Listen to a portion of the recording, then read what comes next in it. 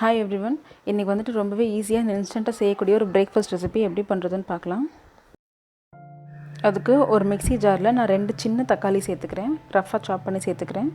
அது கூடவே 2 காஞ்ச மிளகா சேர்த்துக்கிறேன், 1/2 டீஸ்பூன் சீரகம், 1/2 டீஸ்பூன் இஞ்சி பூண்டு பேஸ்ட். அவ்வளோதான். இப்போ இது எல்லாத்தையும் வந்துட்டு நல்லா ஸ்மூத்தாக அரைச்சிக்கலாம். தண்ணி சேர்க்காமல் அரைக்கணும். இப்போ தக்காளி அரைச்சது பார்த்திங்கன்னா உங்களுக்கு எவ்வளோ நல்லா ஸ்மூத்தாக ஈவனாக பிளெண்டாக இருக்குது பாருங்கள். இந்த மாதிரி தான் இருக்கணும், தண்ணி சேர்க்காமல் அரைச்சது. இப்போ இது கூடவே நான் 1/2 கப் அளவுக்கு மைதா சேர்த்துக்கிறேன், 1 டேபிள் ஸ்பூன் அளவுக்கு கடலை மாவு, தேவையான அளவுக்கு உப்பு. இது கூடவே நான் 1/2 கப் அளவுக்கு தயிர் சேர்த்துக்கிறேன். ரொம்ப கெட்டி தயிரெல்லாம் வேண்டாம், இது வீட்டில் காய்ச்சின தயிர், கொஞ்சம் தண்ணியாக இருக்கும். இப்போ பாருங்கள், நல்லா ஸ்மூத்தாக அரைச்சி எடுத்துட்டேன். அரைக்கும் போது கொஞ்சம் திக்காக இருந்துச்சு, அதனால் நான் 2 டேபிள் ஸ்பூன் அளவுக்கு தண்ணி சேர்த்து அரைச்சிருக்கேன்.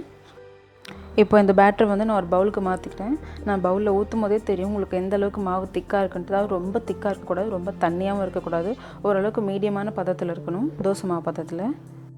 இப்போது ஒரு இரும்பு கல்லை காய வச்சுட்டு நம்ம எப்பயும் எப்படி தோசை வாப்போமோ அந்த மாதிரி வாத்து எடுத்துக்கலாம். இதை தோசைக்கல்லை ஊற்றினதுக்கப்புறமா கொஞ்சமாக கொத்தமல்லி எல்லாம் தூவிக்கிறேன்.